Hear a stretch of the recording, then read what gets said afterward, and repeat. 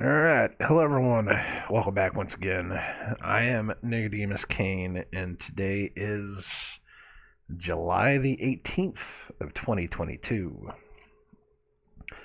And today we're going to read Isaiah 15, which is full of names, full of names of places that we don't know. But I was just sitting here looking up the definitions of the names. And again, just on the basis of looking up the definitions of the names, you can get an understanding of what it's saying.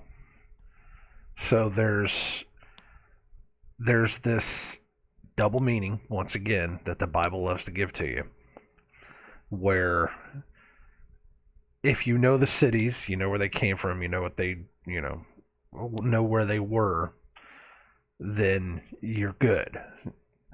If you don't know what they were, but you have the definitions of the names of the cities, there's something there as well. So it works both ways. It's very interesting how it does work. But I was just sitting here doing that. I was just kind of taking some quiet time, just going through this.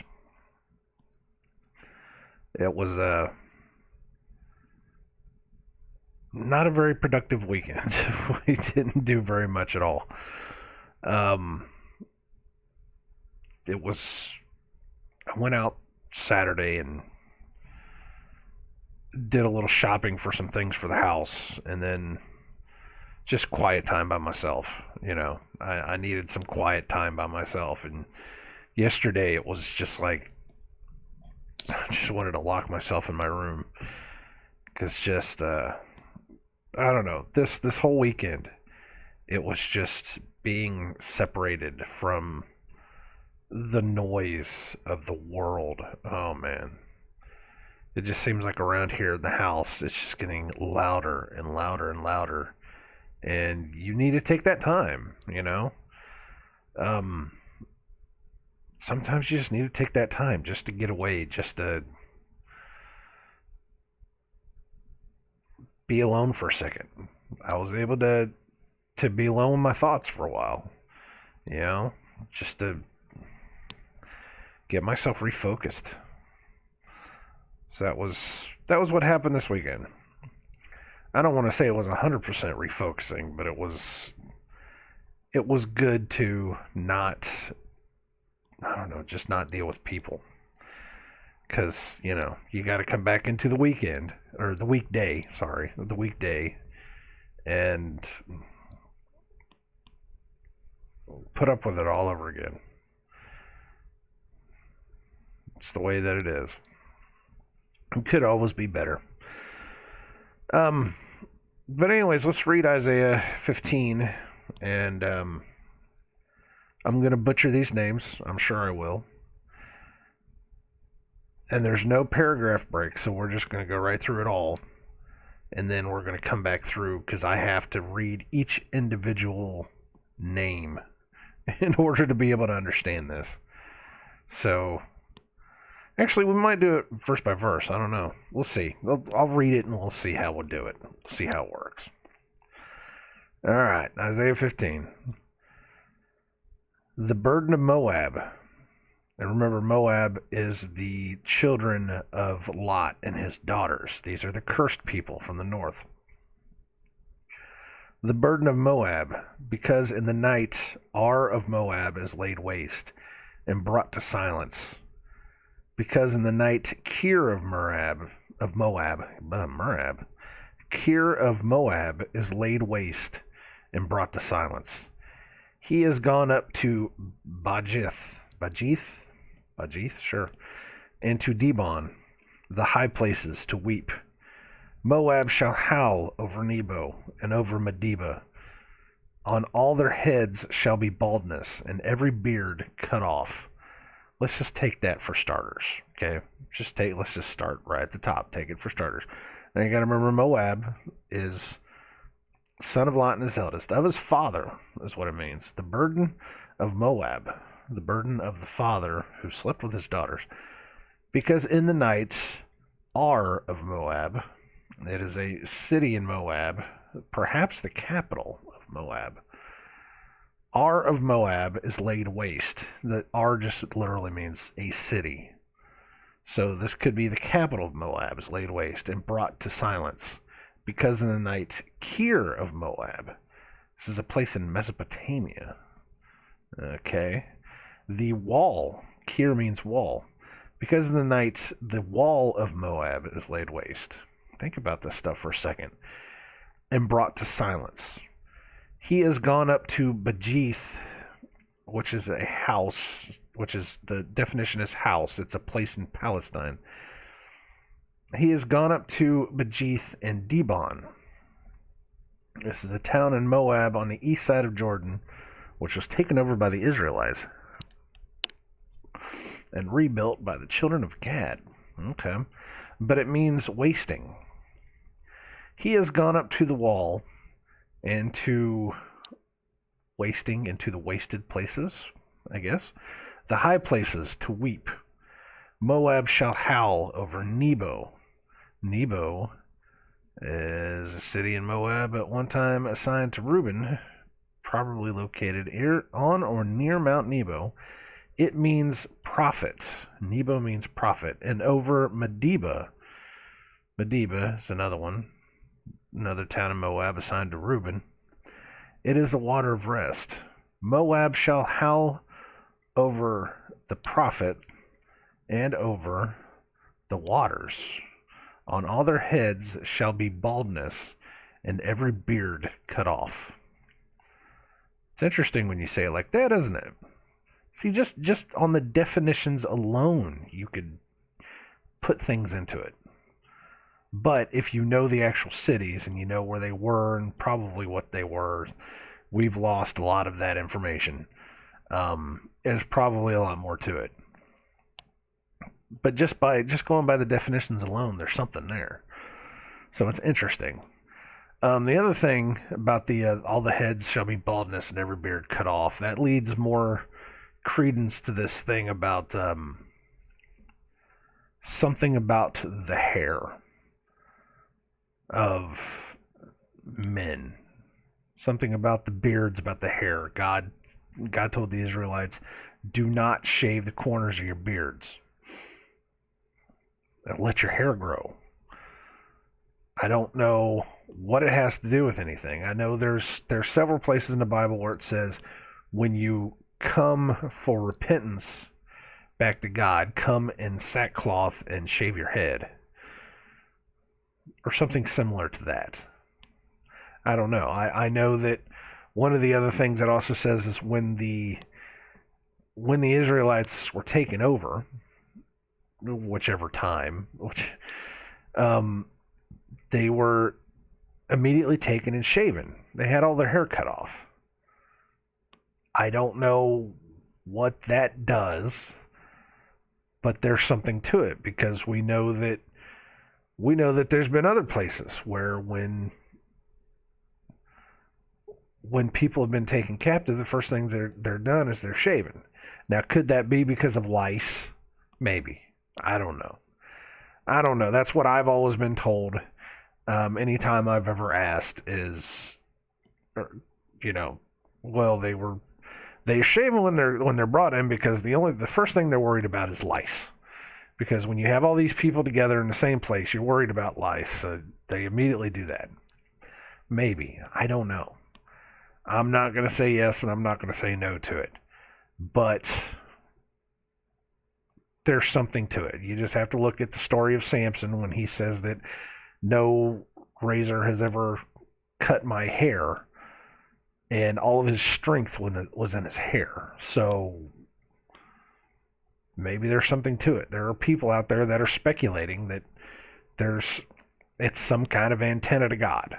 I'm not going to say yes or no to that. I'm just going to say it sounds plausible, I don't know. I just think it's interesting whenever every time it says something like that, that's all I can think of is there's something to the hair. I don't know. Anyways, verse 3. In their streets they shall gird themselves with sackcloth. See, that's what I was talking about. You'll be in sackcloth and you'll be shaved bald. On the tops of their houses and in their streets, everyone shall howl, weeping abundantly.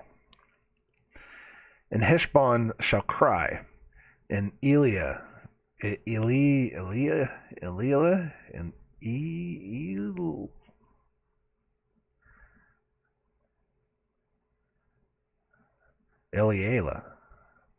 Eliela, maybe. That sounds right. That sounds good. Eliela? Sure. And Heshbon shall cry, and Eliela, their voice shall be heard even unto Jahaz. Therefore the armed soldiers of Moab shall cry out. His life shall be grievous unto him. So, that was what, verse 4? And Heshbon, of course, the stronghold, that's what it means, capital city of Sihon, king of the Amorites. And Heshbon shall cry out, and Eliela, a Reubenite village near Heshbon. Okay, which means God is ascending, actually. And a stronghold will cry out, and God is ascending. Their voice shall be heard even unto Jahaz, which is a place in Reuben east of the Dead Sea. It means trodden down. Their voice shall be heard even unto Jahaz. Therefore the armed soldiers of Moab shall cry out. His life shall be grievous unto him. Okay, again, this is God completely obliterating Moab because we where was it?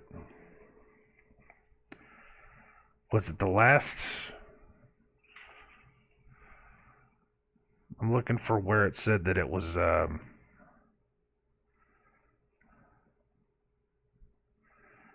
and Moab will be taken down.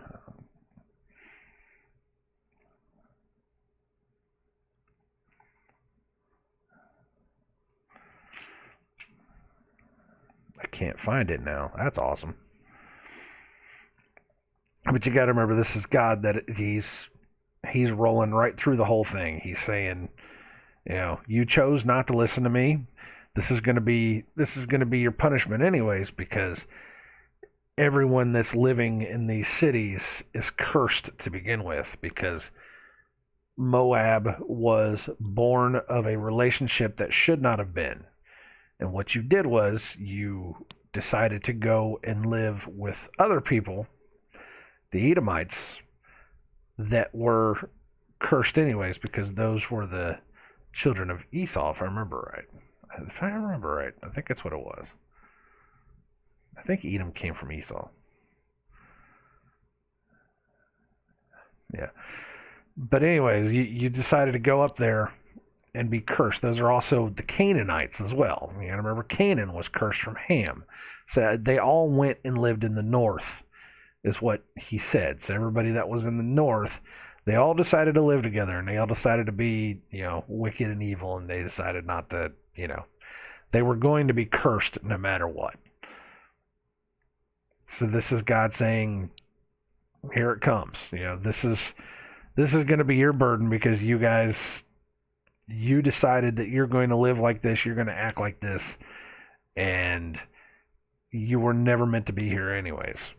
It's kind of like the giants in Genesis. He had to wipe them all out after the Israelites, fled from Egypt, because they were not supposed to be there after the flood. Somehow they made it through, and they made it through the bloodlines of the wives of Noah, and there's a whole thing in there. I probably said that completely ass backwards from the way I was supposed to, but it's in there somewhere. It's in there. You can get it. Anyone that's listening to this understands, by now what I mean when I say that the bloodlines of the giants somehow made it through, and they had to be wiped out on the other side. And part of the whole thing of God going and telling the Israelites, go wipe these people out, wipe out everybody, wipe out the men, women, children, the pets, don't even use the land. for 2 or 3 years. Don't even, do anything. When you take all this out, just don't touch it for a while and then start using it. It's like this land was cursed. Absolutely. The everybody that was on the land, all the animals, everything that even touched this place was cursed. And it was part of those kingdoms that moved to the north that, the Amorites, the Hittites, the Jebusites, the whatever ites. It's the same thing here. The Moabites, the Edomites. It's the same concept. Verse 5. My heart shall cry out for Moab. His fugitives shall flee unto Zoar. Zoar. Wow. My eyes saw one word, and my mouth wanted to say another. Unto Zoar, an heifer of 3 years old. For by the mounting up of Luhith, for by the mounting up of Luhith, with weeping with weeping shall they go it up. Shall they go it up? Right. Okay. For by the mounting up of Luhith, with weeping shall they go it up.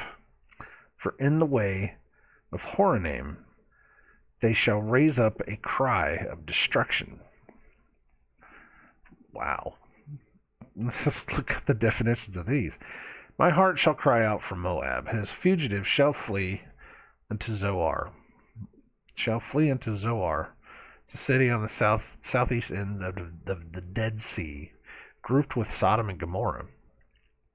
Just that alone tells you a lot. But the meaning of the word Zohar is insignificance. His fugitives shall flee unto Zoar, an heifer of 3 years old. That's interesting. For by the mounting up of Luhith, for by the mounting up of it's a town of Moab, south of the Arnon River. The word means tablets. For by the mounting up of Luhith with weeping shall they go it up. That is a very strange way of saying they're going to climb up a mountain. For in the way of Horonaim, a town of Moab, it means 2 caves. For in the way of Horonaim, they shall raise up a cry of destruction. Okay.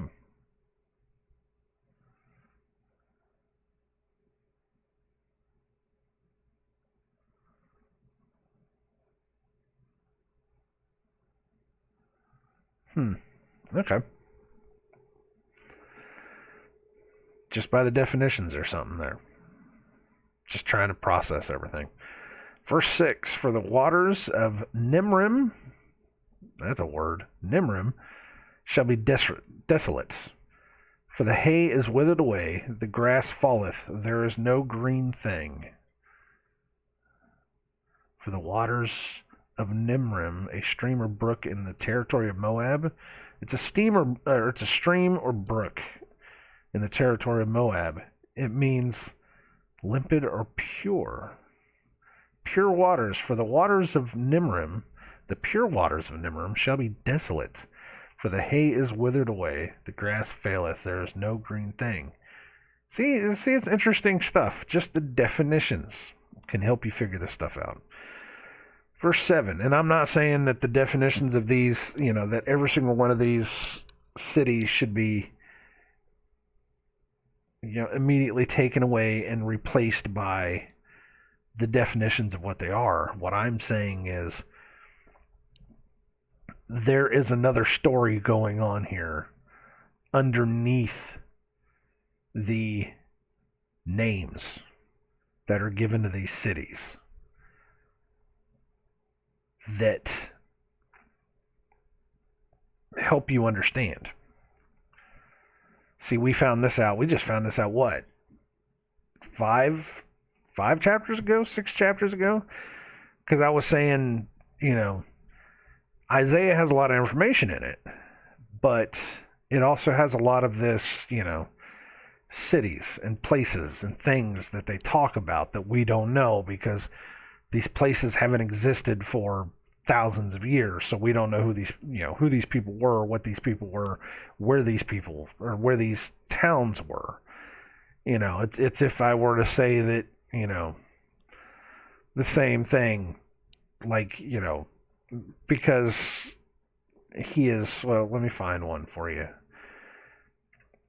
Like whenever you're talking about Moab will howl and Las Vegas shall cry, and Washington D.C.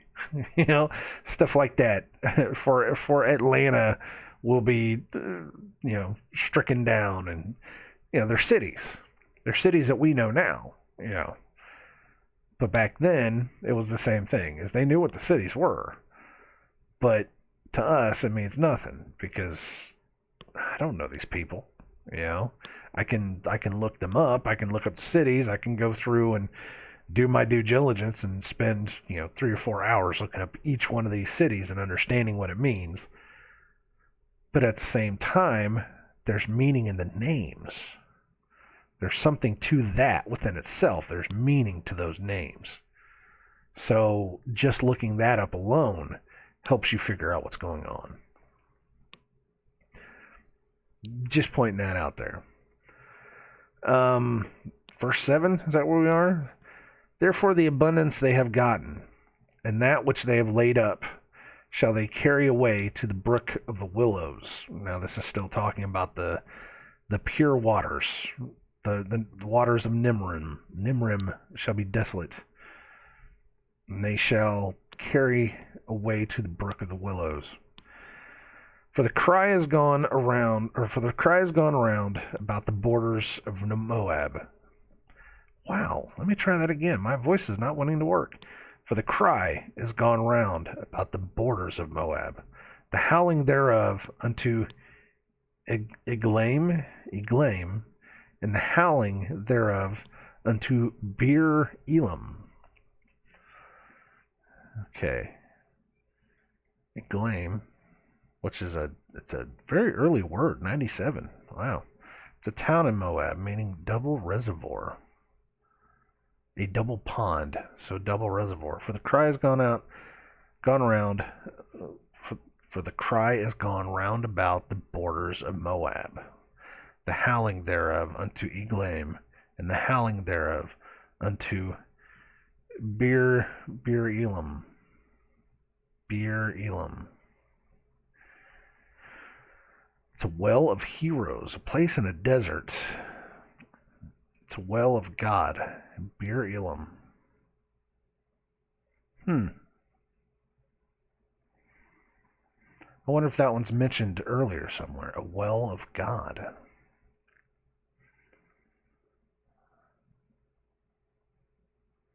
It's interesting.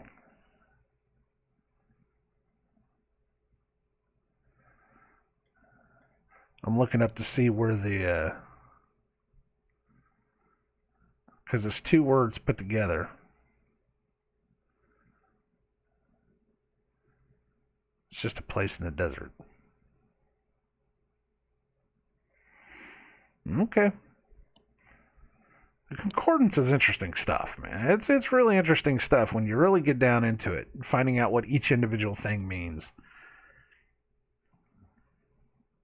It's very interesting just to read through it. You can get lost inside of the concordance, finding out what each thing means. But that's cool. That's what we're supposed to do. Is we're supposed to find the meaning behind these things in order to be able to understand it better. Verse 9, for the waters of Daimon, for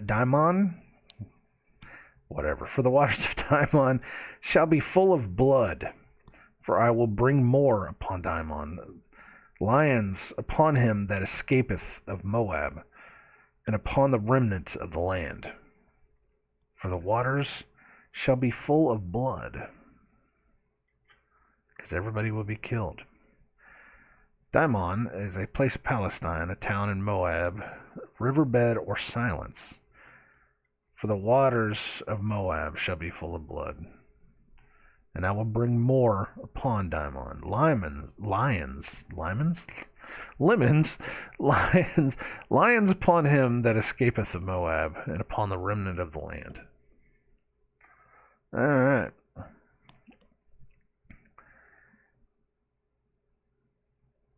There's not much there to really bite into. And I said this when we started. I said there's going to be times where you're reading through Isaiah and it's just going to be, such and such and such and such and such and such, and you won't know what's going on. You won't know why this is like this, and it'll be one of those things where it's just like, why are we reading through this? But if you can pull anything out of it, you can pull that it is possible to read this, find the meanings of the cities, and understand what that meaning behind it might be. Again,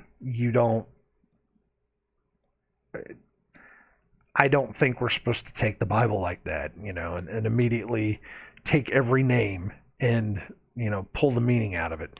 Even though one of the things that I can't remember his name, one of the guys that one of the big Bible guys does is he takes the name of all the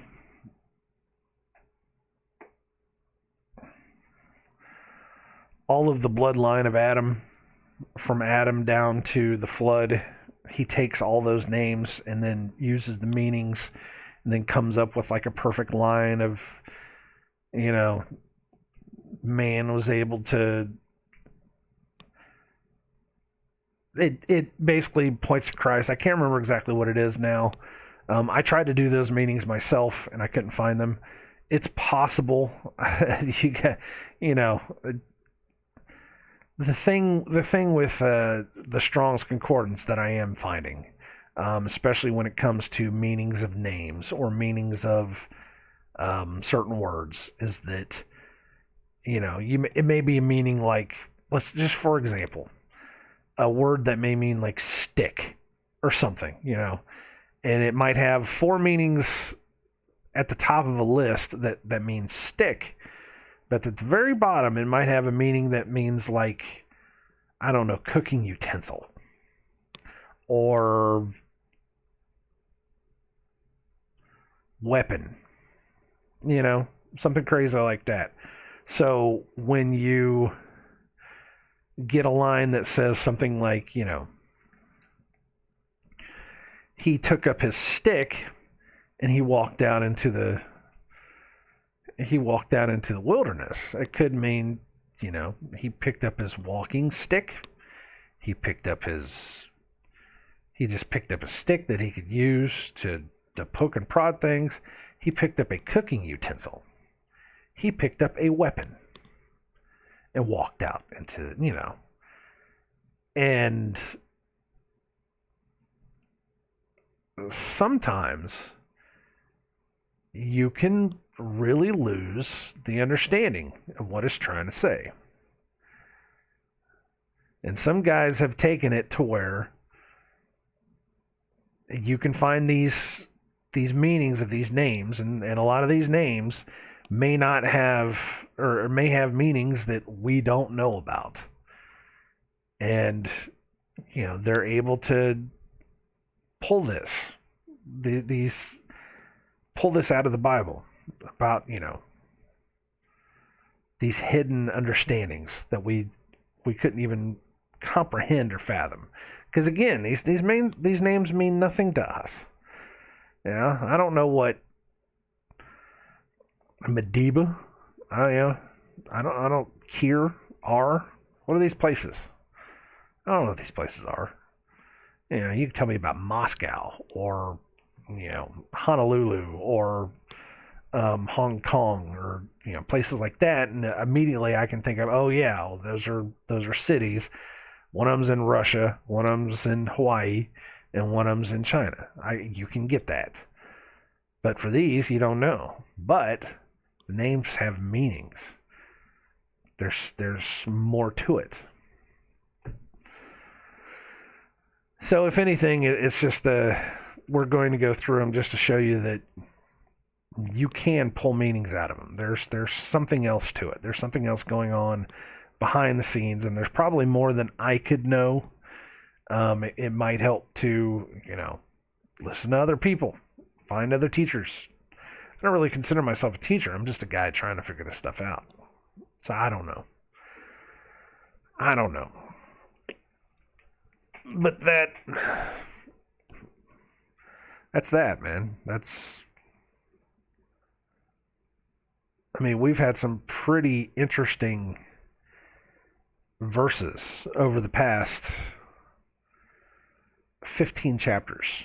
Some really, really interesting stuff. And you have to take these chapters that go nowhere. You just got to take them with a little bit of patience, and know that we will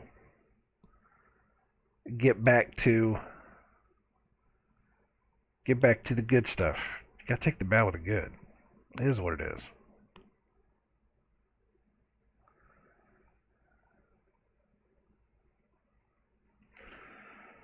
So anyways, and again, Ezekiel's just like this. Jeremiah gets like this a little bit too. So it just goes both ways. And I think that's a lot of the reason why people just won't read the Bible. It's because they won't do their due diligence. They won't stop and say, well, what does this mean? Why is this like this? Why can't we push forward here? And, we can't get past this point where it's some city that we know nothing about. Why should I even care? Well, you should care because God wants you to understand this. There's hidden meanings behind this. I'm going to keep saying the same things over and over again. That's why I'm going to stop.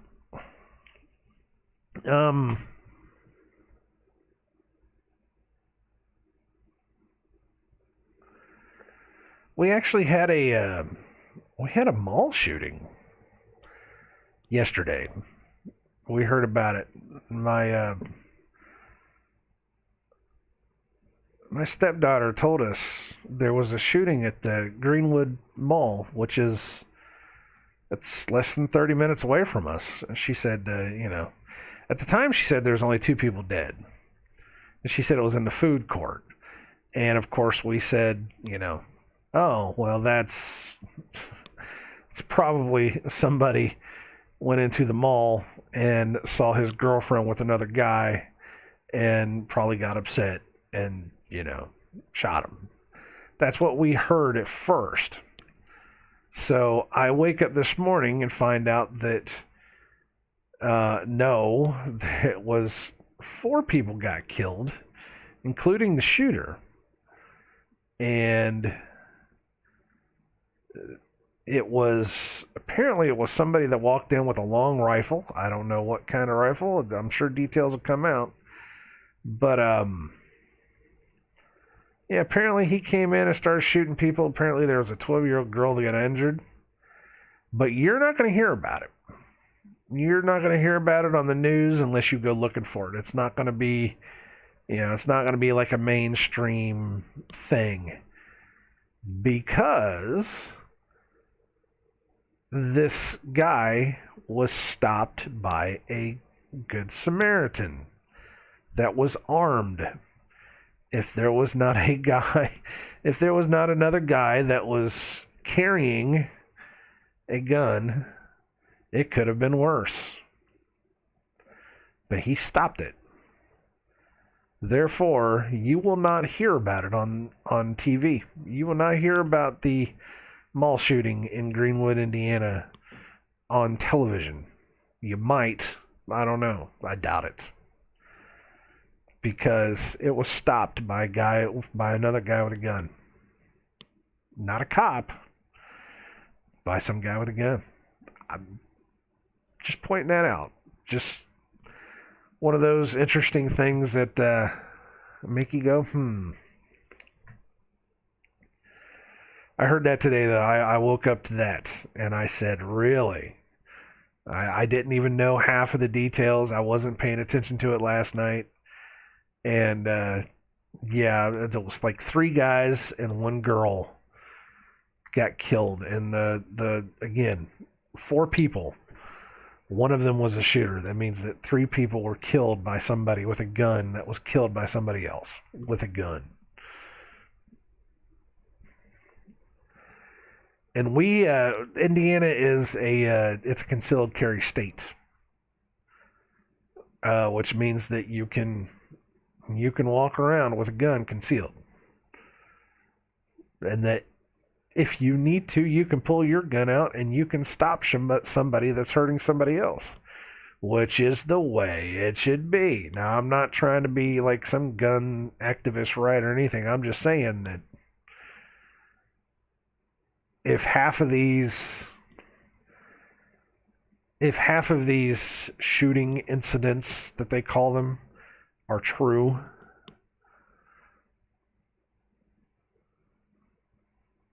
they could very easily be stopped by just somebody concealed carrying that knows how to use a gun.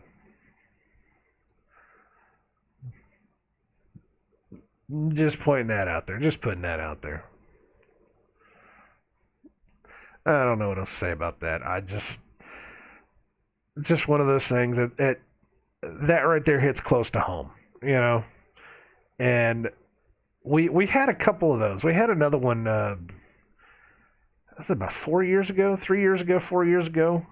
It was the same kind of thing, where it was somebody walked into a restaurant or something. I don't know exactly what it was. And it was just another nutcase that came in with a gun and just wanted to hurt people. And I think he was able to shoot 2 people before he was stopped, because there was a guy that was carrying. They're just every single story I hear inside of Indiana, except for the ones that are in schools, gun-free zones, they usually tend to get stopped real quick because there's somebody there. I mean, you find it interesting that they complain about the guns whenever they talk about school shootings. Oh, it's always in a school. Oh, these kids are getting hurt. It's always in a school. It's always in a place where people, the most innocent people know. It's happening in gun-free zones. That's what it is. You're not hearing about the nut jobs that are walking up into biker bars and shooting up biker bars. Dance clubs, walking into dance clubs. They're walking into some of the other ones. They're walking into political rallies. They're walking, they're not walking into biker bars. They're not walking into they're definitely not walking into gun shows. They're not walking into, rodeos. Southern, okay, what was the wine show? They walked into a wine show. Yeah, rich people aren't caring very much, but no, you don't hear them talk about, going to certain places. Only the safe places, and they want to blame the guns for that. It's like, come on, man, give me a break. Oh, is it? Do I have to say it again? Isaiah 10. what was it? Isaiah 10:15, shall the axe boast itself against him that heweth therewith? Or shall the saw magnify itself against him that shaketh it? As if the rod should shake itself against them that lift it up, or as if the staff should lift up itself, as if it were no wood. You're going to blame the instrument for the idiot holding it? Now again, you can look at that and you can say, well, that's just talking about, the weapon, pushing itself against the master. Yeah, but at the same time, it's also saying, can you blame the weapon for what the master does with it? You can't blame the weapon, because the weapon needs somebody to pull the trigger. Anyways, just again, I just think it's funny that you don't hear about, you don't hear about certain places. You only hear about the places where they want to, quote unquote, keep everybody safe by restricting the ability to protect yourself. And yet, whenever this kind of thing happens out in the real world, it gets stopped pretty quick. I guess I got stopped pretty quick. I mean, if this guy only was able to shoot a couple people and he got taken down, man, whoever was there and whoever was carrying and was able to stop this, whoever that guy was, he most guys that legally have carry concealed permits, they know what they're doing. They've gone out and they've practiced. They understand their weapon. They know how to use it, how to use it properly. They know the number one cardinal rule of owning a gun is that you don't ever point a gun at somebody else unless you're ready to use it. You don't ever point a gun at somebody. You don't ever put your finger on the trigger until you're ready to pull it. You don't ever put any living being on the other end on the business end of a gun unless you really, really have to. I mean, there's rules to these things. I was taught at a young age how to respect them, how to understand them. I'm not... Okay, here's a case study for you. I mean, if we're going to get into this, let's get into this. Here's something for you. I was taught at a young age how to shoot, how to respect guns, how to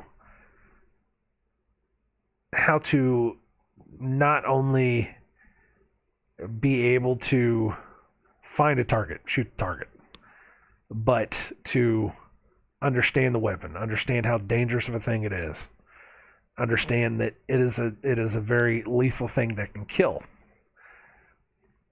It is also something that can protect as well. I was taught that respect. On the same token, I'm one of those violent video game guys. I'm one of those quote unquote devil worshipping heavy metal guys. I'm one of those mentally unstable teenager guys. I was one of those loner rebel guys. I fit the bill. I absolutely fit the bill for everything. And yet I have never once thought about going out anywhere and killing anybody, or taking a gun out and just shooting up everybody. because I had enough respect for the weapon, for being taught that this is something that hurts and kills. Had I not had that, I don't know. I really don't know. I mean, maybe we should have more respect for the weapon itself than, trying to take them away. I don't know. I But they put out all these case studies and they say, well, these people were like this, these people were like that. So everybody that's like this should be, put on a list. That's one thing that they wanted to do at one point in time was, all white males from the age of yada yada yada yada that have these characteristics should be. Well, I fit that bill too. What are you gonna do about me? I'm sorry, but I haven't done anything. It's what they want to do. This is gun control is about control. It's not about keeping people safe. It's about control. And a lot of people don't understand the concept that when we talk about that kind of control, we're talking about the first steps to total control. It took me a long time to realize that when you start taking the guns away, that tyrannical people can start doing tyrannical things. I mean, it's a very easy, slippery slope. If you don't believe me, if a lot of people don't believe me, if you don't believe me about keeping the ability to protect yourself close at hand, you want to know a perfect modern age case of how this works. Look at Australia. Look at New Zealand. Look what happened out there. They were in a gun buyback. What was it? 2018? 2017, 18, somewhere around there? Maybe 2019, I don't even know. Where the government bought back everything. They bought back as much as they possibly could. And they destroyed them. Every single one of them. Destroyed all the guns. I remember seeing videos of bulldozers, going over guns. Between 2020 and 2022, the most tyrannical, dictatorial, and evil offenses upon any community of people whatsoever took place inside of Australia. They are now forced to do everything the government tells them to do. Oh no, but Australia's nice and happy. Those people are hurt. No. Get off of mainstream media and go find the truth. I've heard too many stories of them telling everyone that they can't live unless they get an injection. They can't work. They can't do this. They can't do that. They can initiate lockdowns whenever the hell they want to. Carting people off to quarantine camps and then telling these people they have to live there for X amount of days, making them eat just crappy food and living in these huts.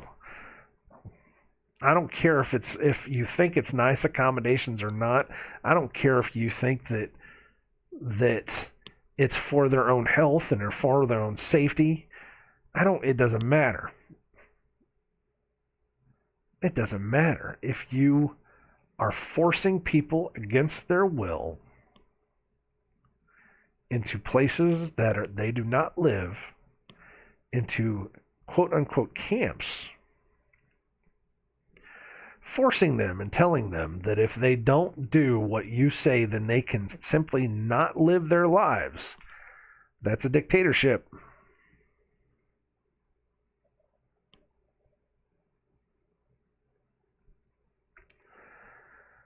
The only thing that's keeping the American people from a dictatorship is the fact that we still have the right to own our own guns.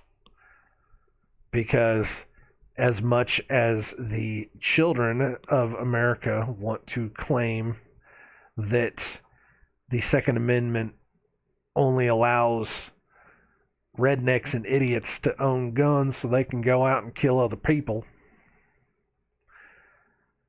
the true Second Amendment says you can own guns so that a well-armed militia can keep their government from going over the top, from becoming dictators. I don't care what version of history you want to believe. One of the things that the Constitution of the United States gets correct is that it knows how bad tyrannical governments can become. And it puts laws in place so that the people of this country won't fall into that again.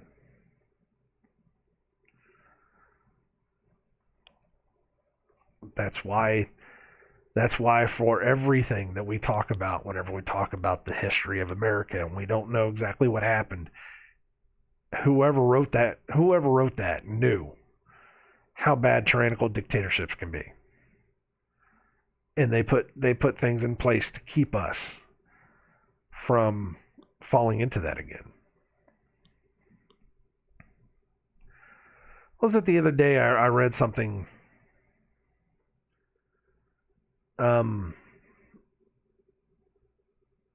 It was somebody was talking about. Oh, I'm gonna have to look this up because I don't even remember where it was. Gonna make me have to get on Facebook, people.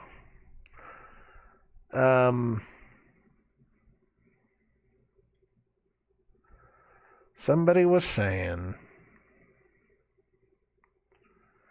something about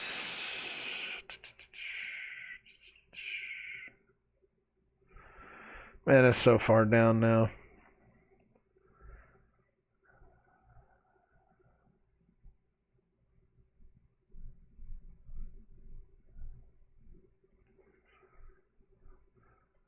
It was something along the lines of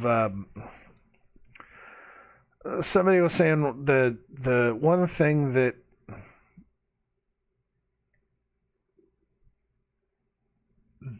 you should definitely watch out for, definitely be aware of. When somebody was asked about yeah, here it is. So when asked, what can Americans take away from the farmer strikes in the Netherlands? That's what it was. A political commentator replied, Americans should be glad they still have a Second Amendment, and they should protect that with all your strength. What can you take away from the farmer strikes in the Netherlands? The farmer strikes that are happening because the government is actually making it to where farmers just can't, they're making all these rules. And I really don't understand it either, to be honest. To be perfectly honest, I haven't been paying attention. The only thing I've been saying about it is you shouldn't be striking. You should be farming anyways. You should be doing whatever you can against what the government tells you to do, and damn them if they want to tell you otherwise. You shouldn't be trying to block the roads and inconvenience the world. You should be doing what you do, and damn the man. Who cares? You should be farming and giving away your food for free. That will give you more respect and probably more profit, because people will be willing to put money in your pocket if you're going to be giving food away for free. Damn the man.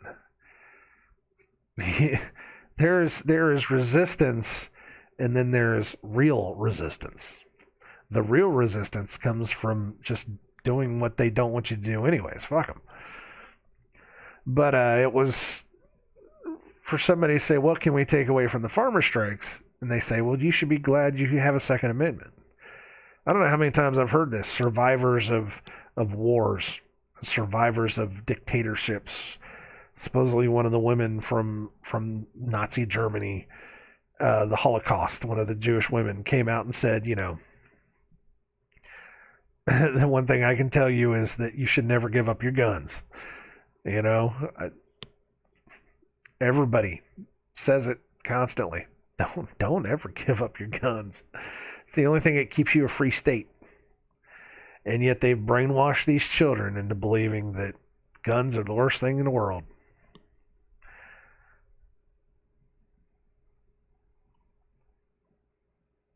So it's going to come down to a choice eventually. I'm sure it's either you're going to stand up for yourself or, you're going to fall for all the tricks of the devil. So either way.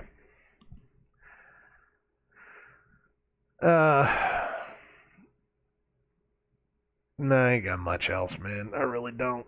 There ain't much else I got. Other than that, like I said, it was a nice quiet weekend.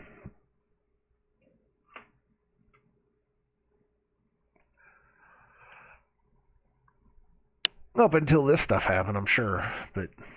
But yeah, you won't hear about it. You won't hear about it. I don't even know if they haven't released the identities of anybody yet. Um, my wife said, "Well, it's a white town. It's nothing but white people."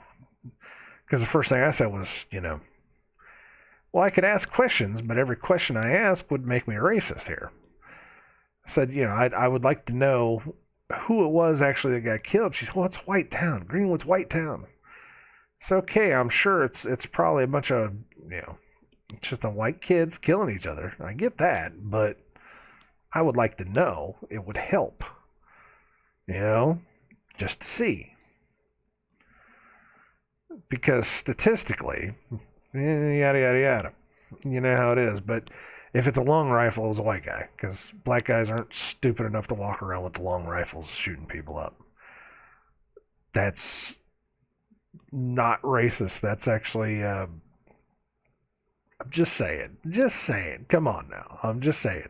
They're not stupid enough to walk around with big old guns. White people, on the other hand, they pull big long guns out. Because it's what we do, for whatever reason. Because we can still walk into a Walmart and buy a long rifle. Maybe that's part of it. I don't know.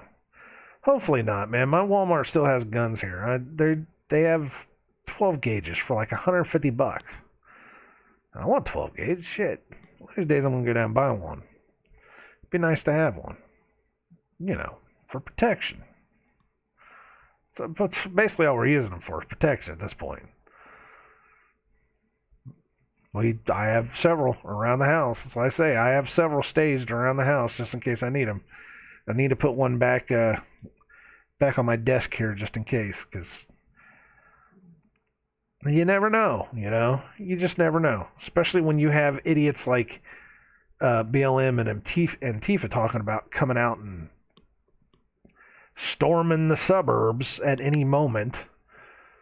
Yeah, hell yeah, I'm going to be protected. But you don't ever hear about them coming out into, cities where I live where they still sell guns at the Walmart, shooting people up. You don't ever hear that. Because a lot of these boys around here carry. I feel so safe in this city. Oh, it's so nice, man. Get out of the populated cities. God, these people they're just begging for it. They're just begging for something bad to blow up. They really are. I need to stop. I'll wind up getting myself into trouble if I keep talking.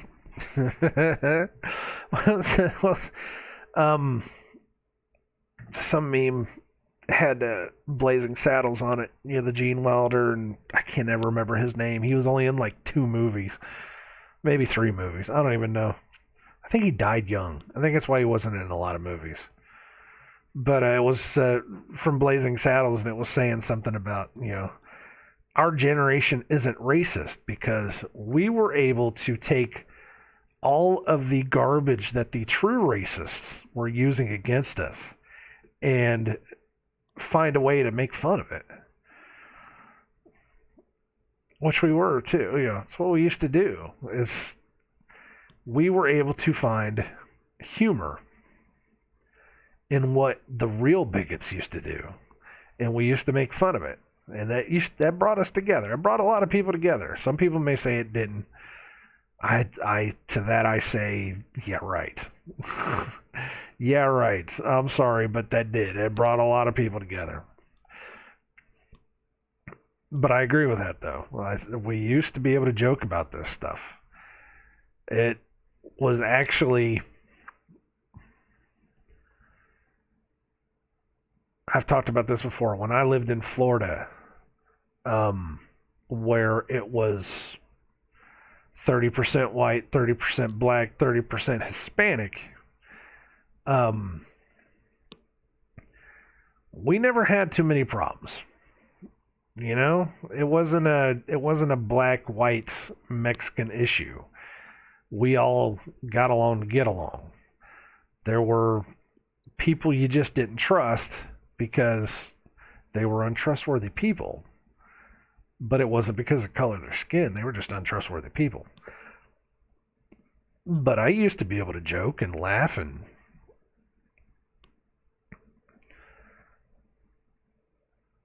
we all had this understanding that, you know, we're all just part of this. We're all just part of the same thing. And it wasn't until I moved up north that I saw what true racism was. I came up north and these people, holy smokes. I was like, you know, I couldn't get away with saying half the stuff I used to say. Joking about half the things we used to joke about.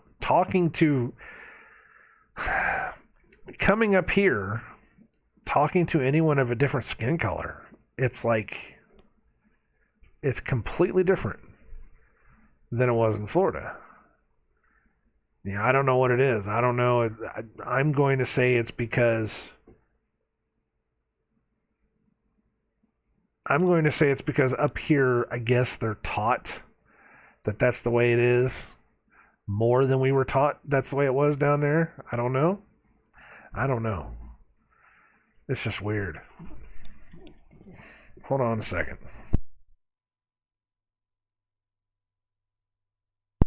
Had my wife open my door. It's like really, you don't hear me talking, you have to open my door to check on me. But no, I had to leave a supposedly racist state and come to a supposedly non-racist state in order to find out how racist people can be. It was absurd. Absolutely absurd.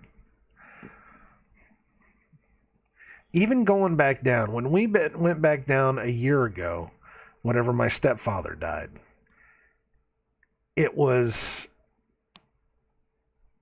still that same way. You know?